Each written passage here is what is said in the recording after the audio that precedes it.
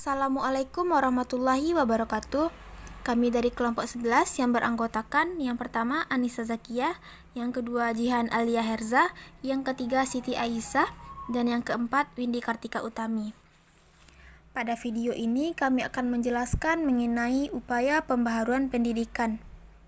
Pada poin A, yaitu tentang pembaharuan kurikulum, yang akan dijelaskan oleh saya sendiri, Windy Kartika Utami.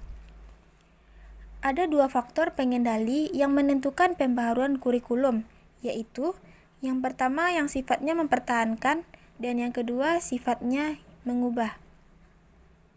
Di Indonesia sudah terjadi beberapa kali pembaharuan kurikulum, yaitu yang pertama kurikulum 1968 dan sebelumnya. Awalnya pada tahun 1947, kurikulum pada saat itu bernama Rencana Pembelajaran 1947.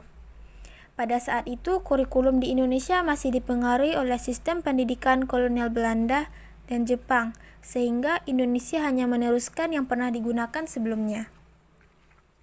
Kemudian tahun 1952, kurikulum di Indonesia diubah dan diberi nama Rencana Pembelajaran Terurai tahun 1952. Ciri dari kurikulum ini adalah setiap rencana pelajaran harus memperhatikan isi pelajaran yang dihubungkan dalam kehidupan sehari-hari.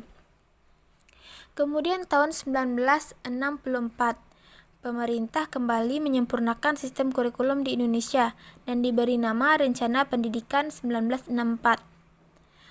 Kemudian pada tahun 1968 dilakukan perubahan struktur kurikulum dari Pancawardhana menjadi Pembinaan Jiwa Pancasila, Pengetahuan Dasar, dan Kecakapan Khusus.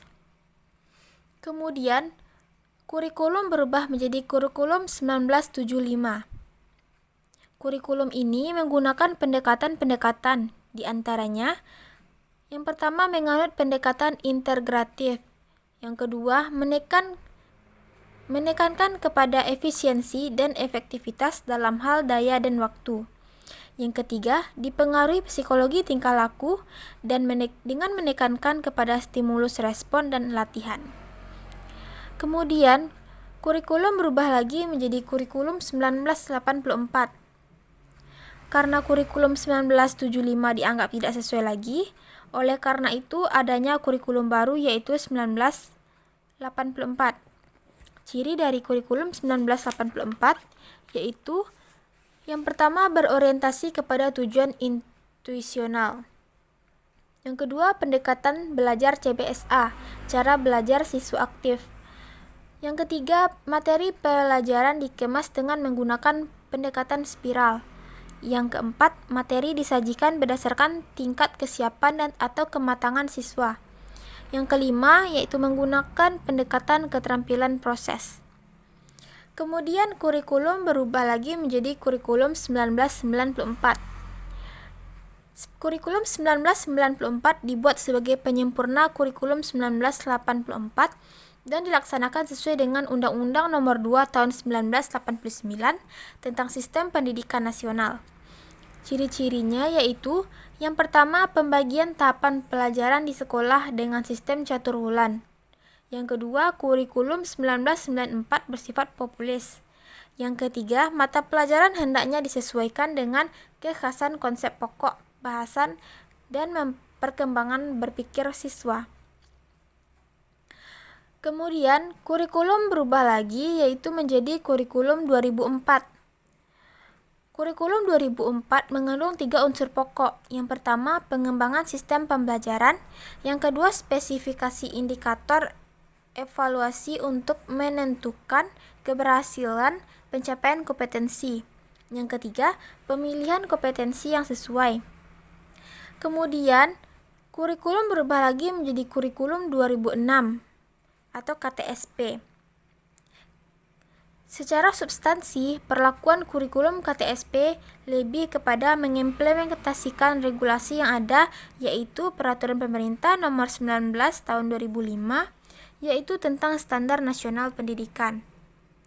Itulah penjelasan mengenai poin yang A, yaitu tentang pembaharuan kurikulum. Baiklah, saya akan menjelaskan tentang pengelolaan pendidikan inovatif SMP terbuka, SMA terbuka, dan universitas terbuka.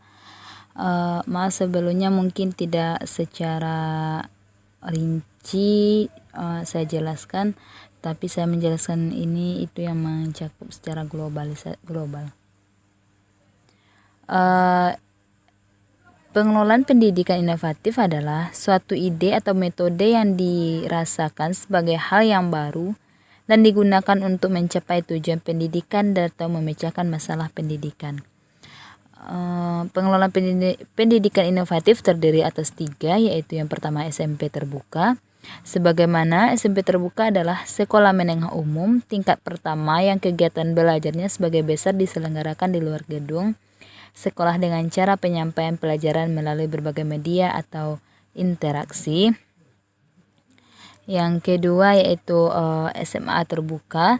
SMA terbuka adalah hampir sama dengan SMP terbuka pengertiannya, tapi jenjangnya aja yang sekolah menengah atas yang kegiatan belajarnya sebagai besar diselenggarakan di luar gedung sekolah dengan cara penyampaian materi melalui media atau interaksi.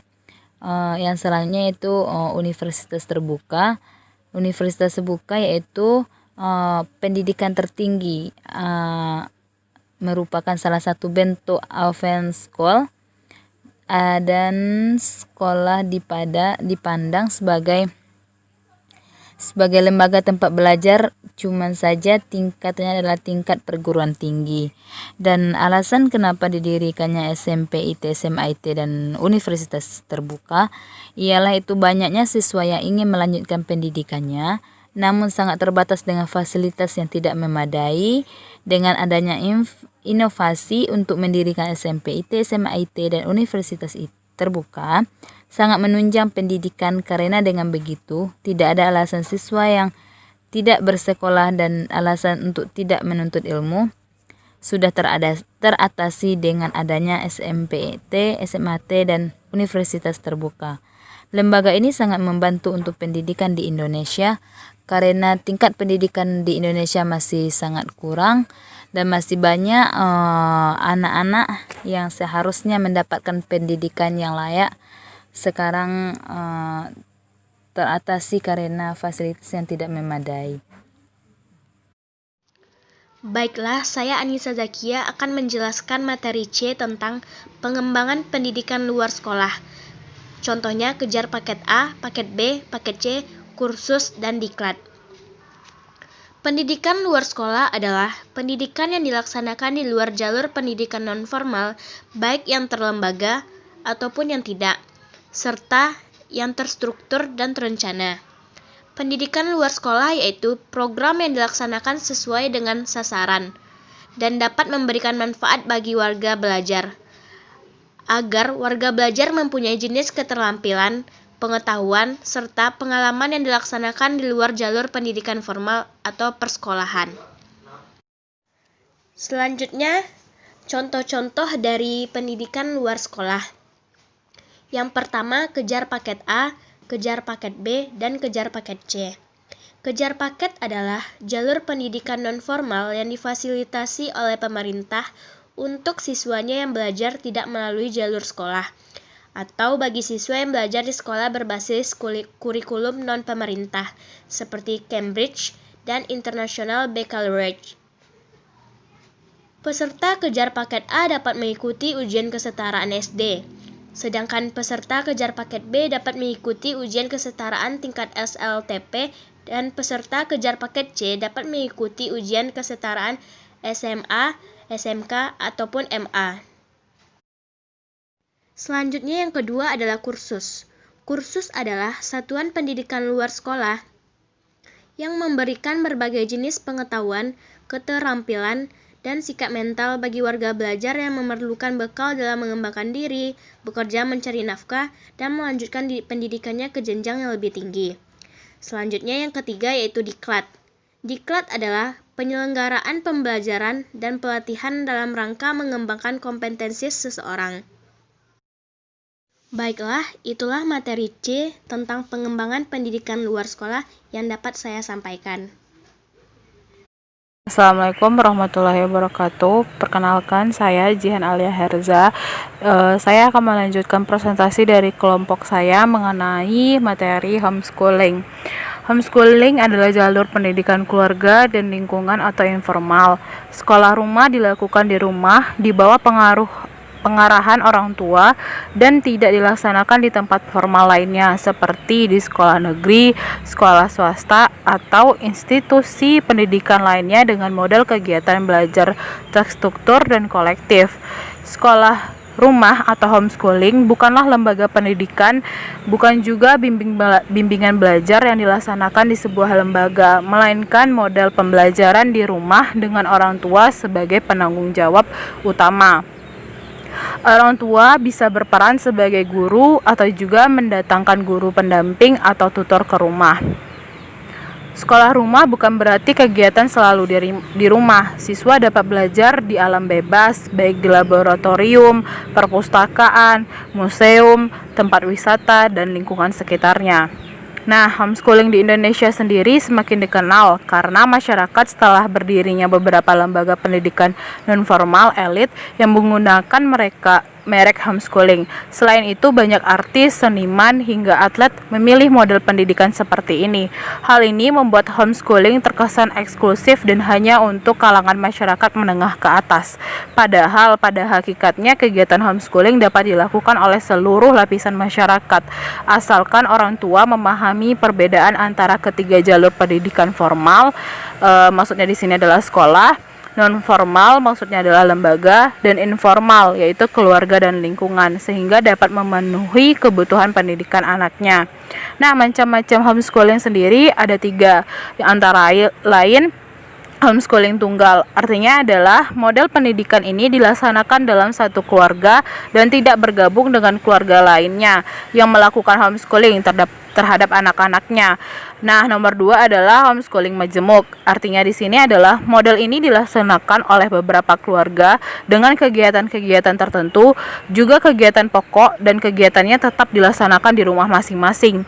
Nah, yang ketiga adalah komunikasi homeschooling, yaitu komunikasi homeschooling adalah gabungan dari komunikasi majemuk dan mereka menyusun dan menentukan silabus bahan ajar, kegiatan pokok, dan hal-hal lainnya. Sekian hasil presentasi saya mengenai materi homeschooling. Assalamualaikum warahmatullahi wabarakatuh.